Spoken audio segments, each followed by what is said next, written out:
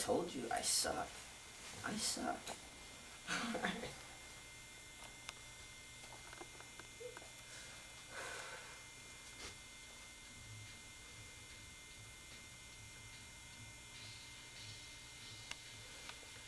You show us everything you've got. You keep on dancing and the room gets hot. You drive us wild, you drive us crazy. You say you want to go for a spin. Your party's just begun and we'll let you in. You drive us wild and we'll drive you crazy. You keep on shouting, keep on shouting. Come on! I want to rock and roll all night and party every day. I want to rock and roll all night and party every day. I want to rock and roll all night. Whatever. Someone shoot me, put me out of my misery.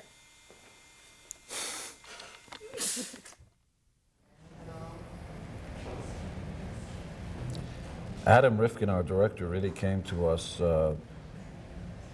I think, sort of accidentally. One of our co-producers, Kathleen Haas, was working at a foreign sales company, and we were trying to finance the film outside the studio system so it could become a negative pickup.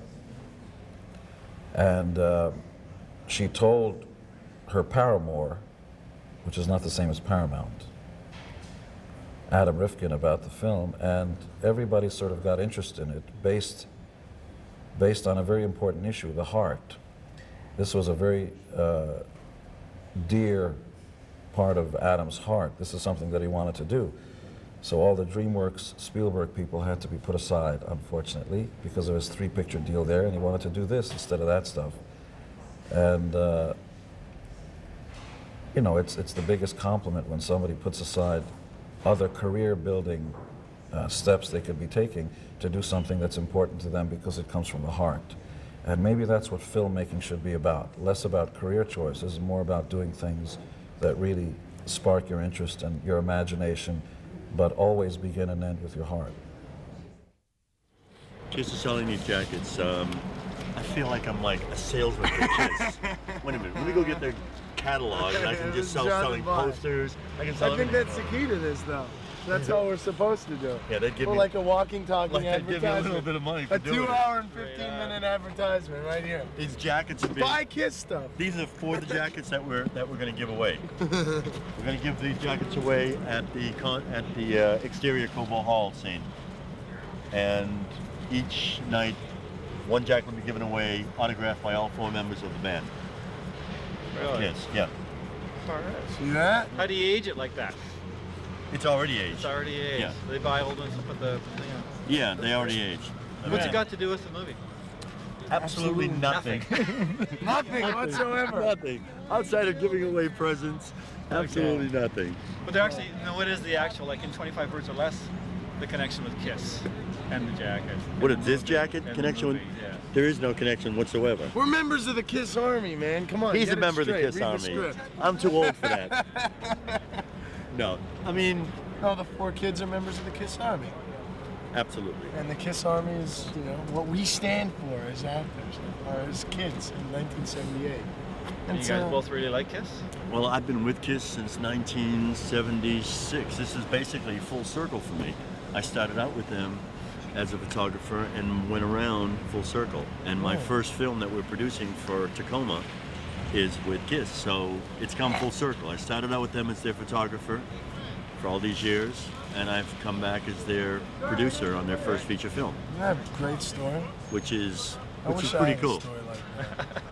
It's kind of incestuous a little bit. It's kind of gone full circle, and since Carl wrote the script, Carl has been an assistant editor with Pete Schink, who is presently our editor, who is also probably next to Tim Sullivan, our associate producer, like the 2nd biggest Kiss fan in the world, and so at that time, and Pete is Adam's editor and has been with Adam for I think every film that he's made. And so Adam knew of the project through Pete and through Carl from years back. And so it was very coincidental that when I got this project from Barry, I started talking about it with Adam, and he knew about it.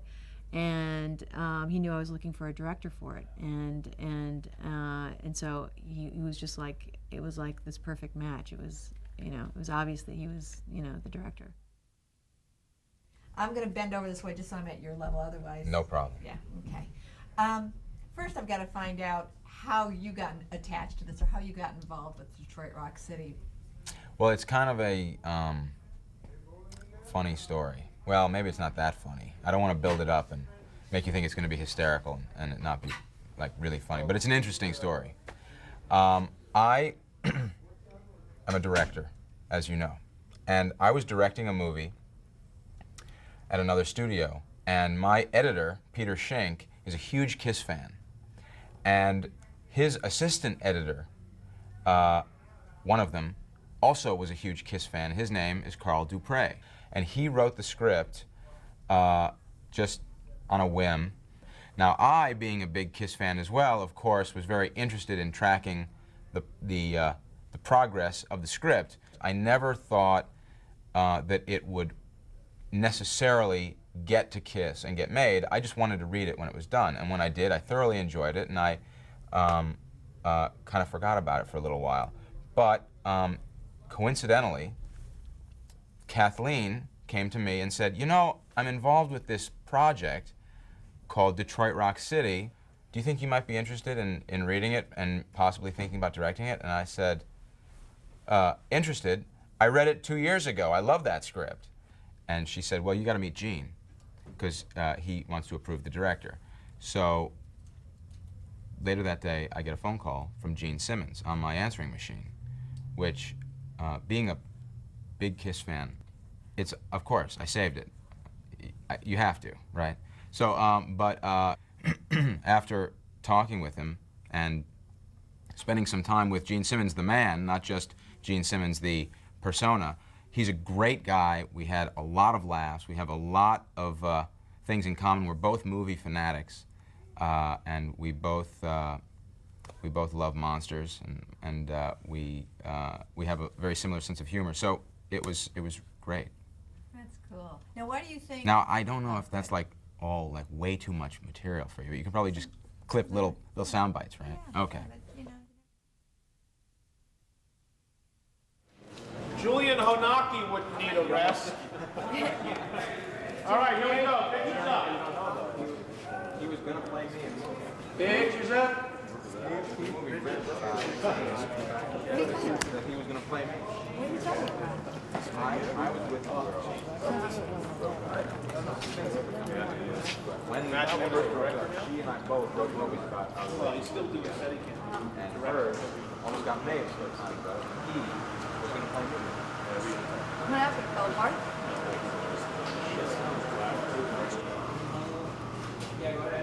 And here we go. Roll sound. Here we're ready. Mixture, Welsh and German. Oh God, what a mess. Hey, camera ready? Well, I like the Japanese part. Yes. 105, take one. Mark. And start the spark.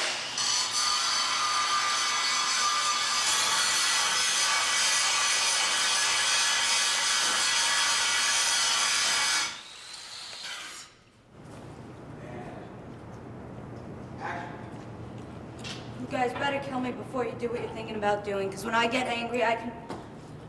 Can I do it again? Yeah. Fine. Action. You guys better kill me before you do what you're thinking about doing, because when I get mad enough, I can bite down very hard. Cut. That's a cut. Do one more. Smoke, please. Going again. Going again. So you're doing a little period piece here? We're going back to the 70s? Back to the 70s. You know anything about the 70s?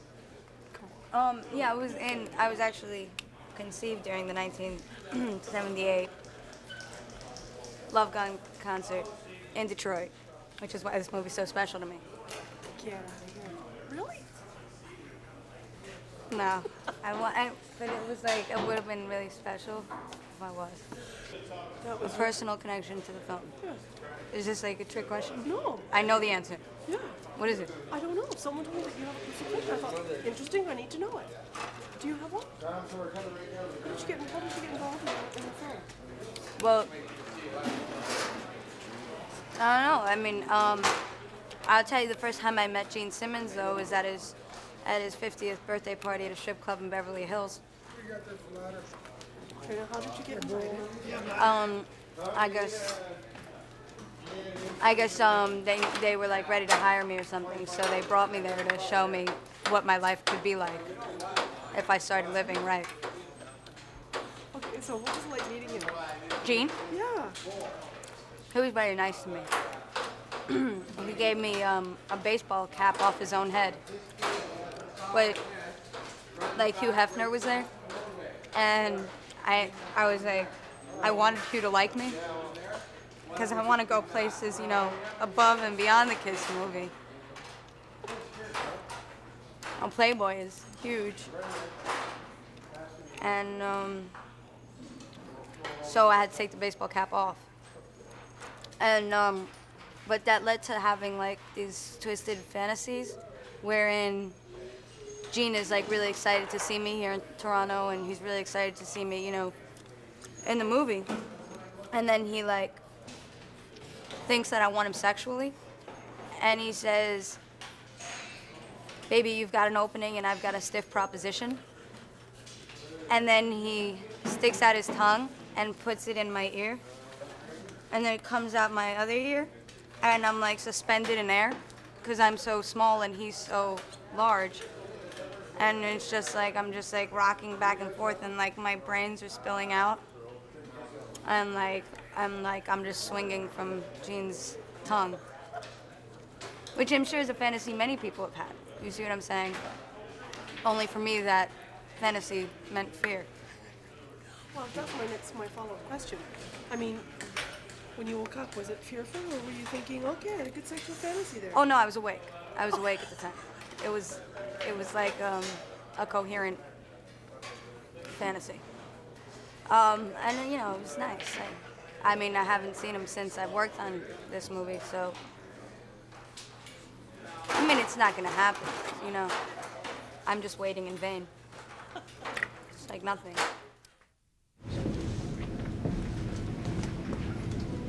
I don't even know you anymore. I don't even know my own son. I think we should leave the bench and just leave the ashtray right there. You don't understand. Oh, I understand. I understand perfectly. I like the bench. And so will Father Philip. And that looks natural. It's better. Yeah. You shouldn't Through here and see his face. Do you understand, Jeremiah? Do you understand? Do you? Yeah, we can't. Jeremiah, do you realize what this means? Yeah. That you are no longer merely content hearing their awful names and looking at photos of the horrific faces. Now you want to see the devil in the flesh. You want to reach out and you want to touch pure evil. In Detroit, no less.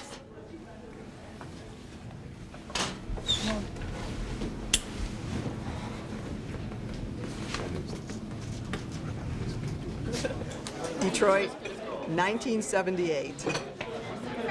I'm to the right of my mark a little. With this height made. Do you want me in? Here's the original. Nope, Angela, stay where you are. That's a good mark. What we might have to do, boys, is take this ballast out of these. All right, it's all very good. Okay, Lynn, probably. Well, yeah, let's talk about this costume a little bit and being dropped in the period of the 70s and what that does to you as an actor to help create this character. And, you know, I want to take the character earnestly because acting is, you know, an earnest profession and you have to be serious about what you're doing. Absolutely. But on the other hand, it's very comedic. You know, especially they're not making fun of the period. No, no, really just accentuating, highlighting what that was. And I agree with you. I mean, especially comedy, I think you've got to find the reality even stronger than in drama almost, because if you don't have that, it becomes joke telling. And I'm not a joke teller. I really ask my husband. I don't tell a good joke. But I feel, you know, what we discussed a little bit about the reality of this woman and the earnestness with which she attacks this problem is what makes her an interesting character. And the wardrobe, yes. We found actually Susanna, who is the wardrobe, she's actually the designer. She came up with this great idea of this. Here, I'll show you. Can I undo this even though if it's got the mic on it? Can I show you the, okay, let me just see if we can, because it's a great pantsuit. If you can see, I don't know if you can follow me here, but it's a wonderful pantsuit with this sort of great mustard trim. And then of course the houndstooth coat, which is, I mean, it's all polyester. You know, you can sleep in it, you can swim in it, you can you can roll around in it, whatever you need to do. You can stand up, it's the exact same thing as it was when you put it on. And I love you know, everything is this kind of odd sort of off prints and stuff. And also just to go to, I think the wig was something that I actually did not envision, and this was Judith who did the beautiful, beautiful hair pieces. She just got this sort of Farrah Fawcett. You know, it's a woman who's trying to be hip for her son a little bit. You know, I feel that she's as conservative as she is, that she wants to try and fit in. And I thought this was a great touch of, instead of putting her in a very drab outfit and a very drab brown hair, you know, that she's really trying to be with it. And I think that adds a lot to who this woman is. It's a little bit even more poignant, you know, that here's this fanatic religious woman who's, you know, so conservative, but she's trying, you know, to be, so her son will, so she can fit in with the day.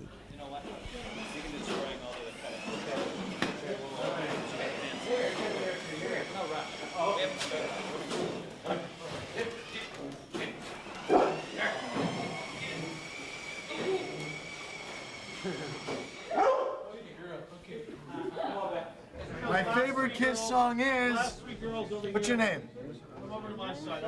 There's no Beth here? Come on. Come on, we all love Beth. Did you actually really like expect her name to be Beth? I don't know, I thought maybe it was like fate or something, you know what I'm saying? Imagine if I'd be like, my favorite Kiss song is, and you're like, what's your name? And you were like, Beth. Everything would have been so beautiful. All right, here we go. Roll sound. Rolling.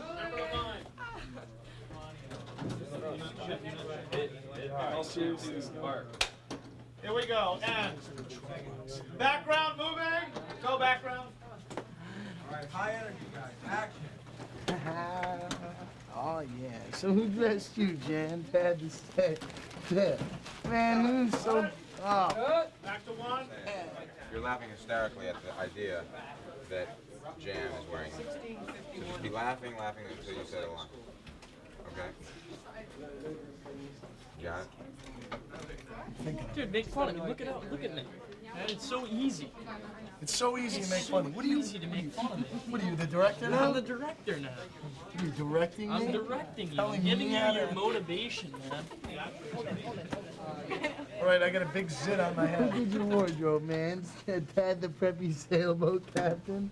Hey, come on, man. You know my mom had me over a friggin' barrel, all right? I mean, after last night, she had to Let's dress cut. me. Cut it. So what? What are you talking about, full rehearsal? When do we ever do a full rehearsal? We rehearse on film. That's where we get the spontaneity of it. Spontaneity. Okay. All right. What do you think? I think it's not gelling yet. It's got to be high energy. I don't feel like everybody knows their lines. And that's slowing the scene down. I know. Let's go again. I'm not that bad, am I?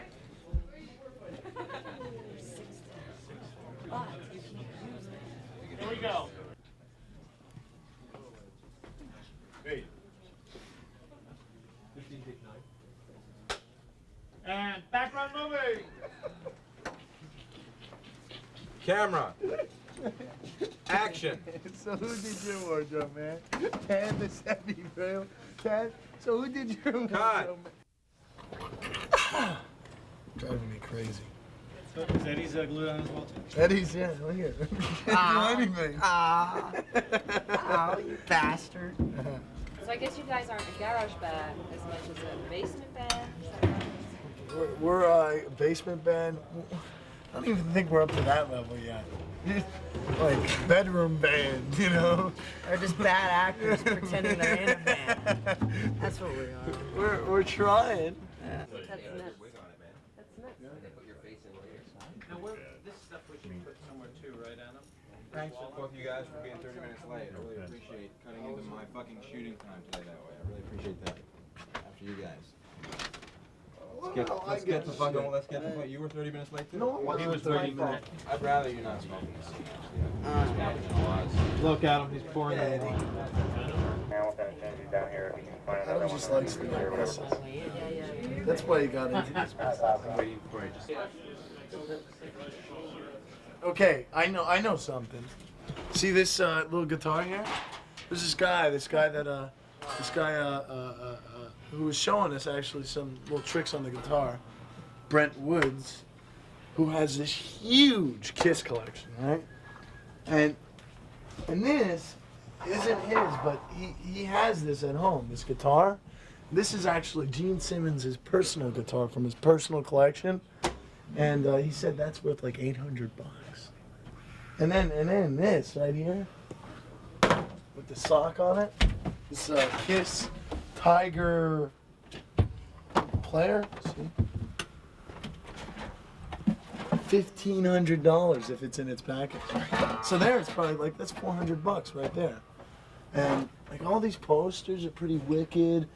And this truck, they went out of their way to get a hold of this thing. I mean, What is it? look at that. It's a Kiss truck. What's a Kiss truck? No, I'm joking. Okay. What about the dolls? The dolls. Oh, see, the dolls. Those dolls are, these are like from 1978. They actually have new dolls out right now promoting for the Psycho Circus. They're all wired in. But if they're in their package, they're like $300 a piece. It's pretty crazy how much all this. And this, most of the, the really, like the dolls and the guitar and that, like, radio, all the things are, like, from Gene Simmons' private collection. And here you go. The actual radio. This is some money here. This is cash. So you guys actually Kiss fans, or Kiss thieves. you don't Kiss before the movie, put it that way? Or really on the Yeah, movie? we hung out with them all the time. They're best friends. Oh yeah. No. Do you know the music at all? We met. Do I know the music? Yeah, did you know the music before this movie came along? Oh I yeah, I don't knew know the Kiss. music, like rock and roll all night, stuff Yeah. like that. Yeah. Destroyer the first time. Yeah. It's like, I mean, this movie takes place 2 years before I was born, so I couldn't really say, oh yeah, I remember back then, man. Yeah. But yeah, I knew some of the songs. I wasn't, say, a particularly a huge Kiss fan, but you know, I dug it. It was cool. Who's the biggest Kiss fan on set? Tim Sullivan, the associate producer. He is a Kiss freak. Yes, he knows everything. He came into this set, and was like, just looking around, and there was like this, like, something like this big, right? And it was like, you know, say, like here, like in between the candles, like just sitting there, and he was walking around. He was like, oh! This is from 1979. Who put this in here, you know? And then saw a poster of it and was like, oh my God, came in and, oh shit. And there was like, you know, little things like this pillow here. This pillow was, let's see if we can find a cup. This is from, see? 1980. Bad pillow, get rid of that thing. We don't want that here. It's no good. Right? I don't know. Yeah, as you can imagine, being a Kiss fan back then, you accumulate a lot of stuff. They had everything from color forms to Viewmasters, bubblegum cards, dolls, pinball machines, you know, you name it. Kiss had it, and I had it too. But as the 90s came to a close, you know, I was living in New Jersey, and I decided it was time to move out to Hollywood. But how do I pay for that? So I got a price on my Kiss collection, and I was able to sell it at the time in 1990 for $10,000. And I used that money to move out to LA, hoping that, you know, something might happen.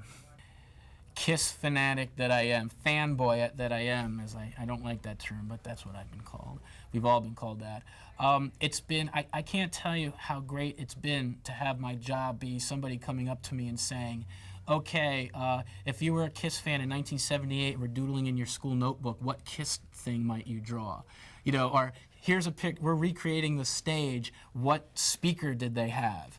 And here's a job where all this useless trivia that I've been told is useless, I'm finally putting it to use, you know.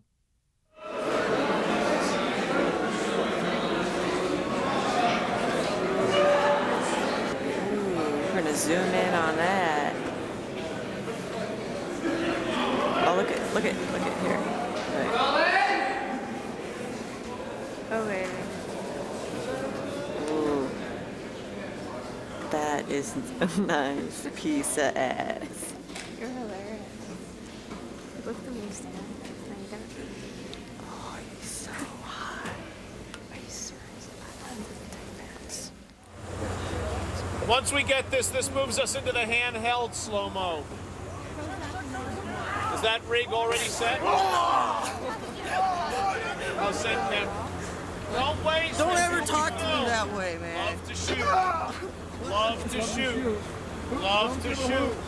Was it, Ian, do you think you're making a movie here? Wanted to see how long it took after I sent pictures up for them to stop what they were doing and get out there on the set.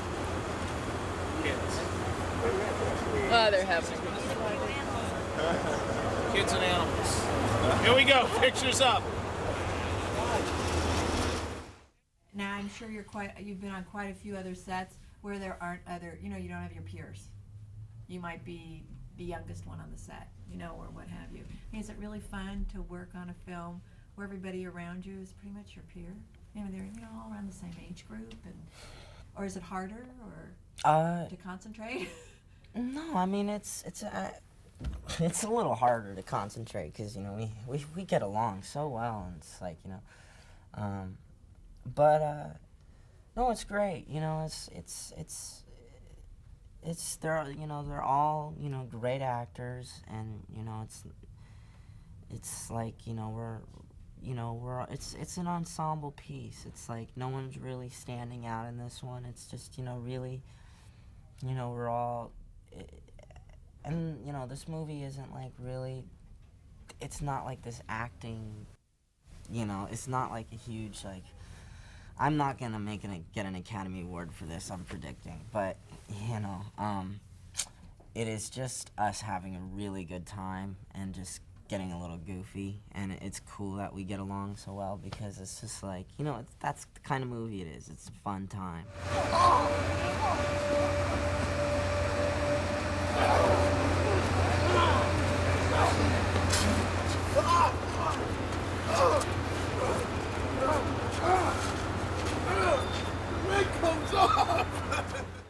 Lately, like recently, we've been sending tapes out from our house in New Hampshire. So we just don't leave home. We send tapes out, and that's the cool thing about this project is I never had to leave the house to be cast. You know, I just sent out like 2 or 3 tapes, and they cast me right on the spot. It was pretty cool. Yeah, it was pretty cool. That's so neat. Yeah, they were saying, Adam was saying that everybody got the first person that they wanted, got the job Yep. in each case. There was no question about it. Yep, I've heard the same story. Yeah, but I never met them, and it was actually kind of scary because I didn't until I actually came to Toronto to shoot. I hadn't met the director. I hadn't met anybody, so I was really nervous about meeting everybody, and it was. But they're all really cool, so it didn't even matter. Yeah, you didn't know what you're getting yourself into. Exactly. Jimmy, be more aware of the camera because we lost your face. Yeah, I'm not. Play it to the camera more. You know? Like when you run like this, when you get the punch, it should be out. Right? This. You know? Like that, you know? One good quit. You didn't catch that. I got that. All right. And how is Adam in directing you guys? Oh, he's great. One of the coolest directors I've worked with. I never really saw his work, and he gave me one of his films called The Dark Backward, which was a really cool film, independent, and it's great to work with him. Real cool guy. Obviously, but by talking to you a little bit earlier, you're a huge film fan, or a Yes. real film fan, avant-garde films. And do you mind talking about that a little bit? Sure. I love, I watch probably 3 films a day. I love all the German directors, Herzog, Fassbinder. I love the French directors, Godard. I've seen all of his works. And after seeing all that stuff, it's just hard to watch anything else like it's out there now. It's because it's the words and the way it looks and where the artist is coming from is just so great, and it's unbelievable. Do they inspire your acting? Oh, completely. Completely, yeah. Yeah, definitely. I mean, I read a lot of books on them, and I read interviews that they've done, and yeah, they definitely inspire me big time. And do they inspire you to become a filmmaker? Oh, definitely. It's what I want to do in a couple of years. Probably be making a film. Definitely. Oh, good for you. That's great. So, what did you do that I wasn't supposed to see?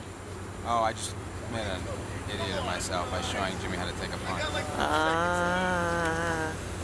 My food. Big close-up of your mouth. Who took my food? Cat. Sorry. Oh, look at this. 3rd and 4th bicuspid. Oh, Jimmy. Come on. We are rolling, and we're go. cool. Rolling now. Right. We've been trying to make a movie for 20, 25 years, and luckily, with Gene's persistence, we finally got New Line Cinema to finally get involved and got a script, and the rest is History. history. There you go. Detroit Rock City, although it's not really about Kiss, it's about 4 young people who face all kinds of adversity in reaching their dream, which is very similar to what we went through. So it's the yellow brick road that leads to meeting the Wizard of Oz. The Wizard of Oz in this case is Kiss. That's their dream. We're living ours. Here we go. This one, the new one. Here we go. Closer, stay tight like that. Oh! Yeah, all right. Yeah, here we go. Okay, we got a fight going on here. Guys.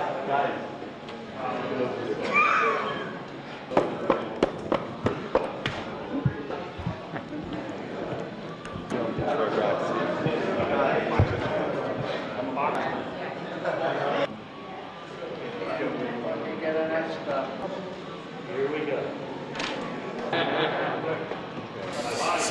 3, 2, 1. This is what rock and roll is all about.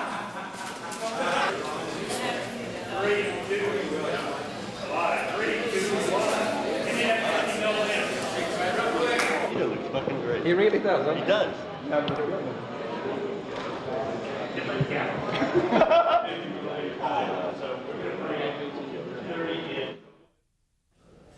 Plus, just the background, you want to ask about it?